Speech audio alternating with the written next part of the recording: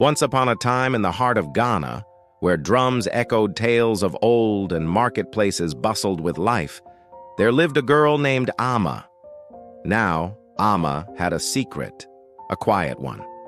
You see, Amma couldn't speak much. Her voice was like a bird that had forgotten its song. People often brushed off her words as whispers in the wind. They thought her silence made her small and unimportant. In the Ashanti town of Ejisu, where gold once flowed like water and yam barns overflowed, it seemed that Amma's quietness would keep her voice from being heard. Many folks in the town didn't even notice she existed. But here's what they didn't know. While Amma couldn't speak much, she had ears that drank in every sound, eyes that saw everything, and a heart that understood the music of care.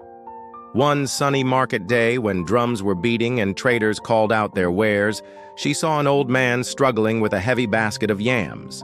Now, instead of just standing there, Amma did something that surprised everyone. She went to the man, helped him lift half the load, and gave him a smile that spoke louder than words. The old man's eyes filled with tears as he looked at her and whispered, "Child, your silence speaks more than praise." And right there in the market, surrounded by the noise and colors, folks started to notice Amma. They saw that even though she didn't speak much, her actions sang a song of kindness. This small act of care became a tune that people hummed as they shared stories of Amma's quiet strength. But not everyone was happy about this song. High up in the palace where the chief of Ejisu lived, his son, Nana Kofi, was fuming. He was a young man who thought he was as bright as the sun and twice as important. He wanted to be the center of attention, not some quiet girl. "She embarrasses us," he said to his friends, shaking his head. "How can a mute girl get more respect than someone of noble blood?" Now, Nana Kofi had a plan to show everyone who was really important. A few days later, the village came together for its biggest event of the year, the annual festival. It was a celebration full of drumming, dancing, and colorful outfits, a joyful mix of music and life. During the festival, the chief made an announcement that made everyone stop and listen. "I challenge all of you," he boomed, "to bring me the greatest gift of honor. The person who gives the best gift will be celebrated in our songs and stories for years to come." When Nana Kofi heard this, he knew he had his chance to shine. He went to the finest shops in the land, picked out presents fit for a king, and returned with loads of gifts. There were golden beads that shone like the stars, cloth woven with threads of gold, and spices that smelled like faraway lands. He paraded these treasures before the villagers, who gasped and praised him. "Look at the fine gifts brought from faraway places," they exclaimed. "Only someone special could bring such riches." Nana Kofi beamed with pride. He thought he had won already. But then he saw Amma stepping forward, and she had nothing in her hands. The crowd fell silent, wondering what she could possibly do. Some folks started to laugh. They thought she might trip and fall, or maybe dance for them. Little did they know that Amma had a different kind of magic in mind. Without saying a word, Amma went to the crowd and sat beside an old woman. The woman was so weak that she couldn't even stand. Amma gently helped her eat from her own plate, tied her wrapper so it wouldn't come loose, brushed the dust from her worn-out feet, and finally lifted her up with both arms and escorted her to a nearby bench. Throughout this, Amma didn't speak a word, yet everyone watching felt as if she had sung a beautiful song. The chief was deeply moved. His heart thumped like a drum in his chest. As he watched Amma, he realized that while gold dazzled the eyes, care fed the soul. "You have given us the greatest gift, Amma," he said, his voice shaking. "You have shown us the language of care." From that day on, Amma's story became a melody sung throughout Ghana.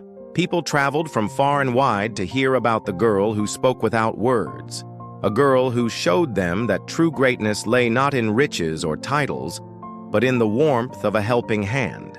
Yet in the grand palace where decisions were made, Whispers turned into a storm. Servants gossiped in hushed tones, and the walls echoed with accusations. "The chief has shamed his own son before the whole town," some said, spreading seeds of doubt. Others hissed, "Amma must have cast a spell on the chief. Only someone with magic could make him change his mind." These whispers grew like vines, choking the truth until it could no longer breathe. And in the heart of this storm stood Nana Kofi. Envy burned in his chest, hot and cold at the same time, like bitter medicine. He couldn't understand why his father, the great chief of Ejisu, would favor a mere village girl over his own flesh and blood. Was it because Amma couldn't speak? Or was there something more, something hidden beneath the surface? Nana Kofi pondered these questions, his mind a battlefield of confusion and resentment. Then one night, unable to bear the weight of secrets and envy, Nana Kofi left Ejisu. He packed his bags, took his anger with him, and walked away from the only home he had ever known. Meanwhile, in the town of Ejisu, Amma's story continued to grow. People talked about her bravery and kindness, and her name became a symbol of hope. Yet she remained the same quiet girl, always ready to lend a helping hand. She never forgot the words of the old man from the market. She saw the needs around her and filled them with a quiet determination that knew no bounds. Years went by, and Nana Kofi found himself in a faraway land. He had traded his birthright for adventure and excitement. But wherever he went, he carried a piece of Ejisu in his heart. He missed the familiar sights and sounds, the warmth of his people, and most of all, he missed the respect that had been his birthright. One day, as he sat by a quiet lake, lost in thoughts, he heard a gentle voice. "Why do you carry a stone in your heart when you can set it free?" Startled, he turned around to find a wise old woman standing before him. Her eyes twinkled like stars, and her words echoed in his soul. "Who are you?" he asked, his voice hoarse with disuse. "Someone who understands your pain," she replied. "You carry the weight of unspoken words, and they are slowly crushing your spirit. It's time to let them go."